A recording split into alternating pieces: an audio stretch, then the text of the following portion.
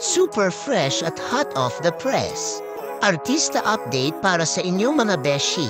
Sobrang obvious na love ni Alex Gonzaga ang pag-aalaga sa mga bata. Lalo na kay baby alien na super cute at chubby cheeks pa. Grabe, hindi na nga siya halos bitawan ni Alex, nakakandong talaga sa kanya si baby, parang close na sila since birth. Ang saya panoorin na para bang natural sa kanya maging tita of the year.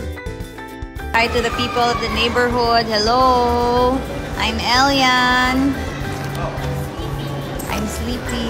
Like and subscribe. At after kay Alex, si Mikey naman ang bumuhat kay baby alien habang chill lang silang naglalakad, parang mini family outing na ang vibes. Ang sweet tignan. Parang may sneak peek na tayo kung paano sila magiging as parents. Kulang na lang talaga, baby nila mismo. Pero syempre, in God's perfect time, darating din yan. Let's pray for Ate Alex and Kuya Mikey. Mga ka-netizens, baka next post ni Alex, may pa-announcement na. Abangan!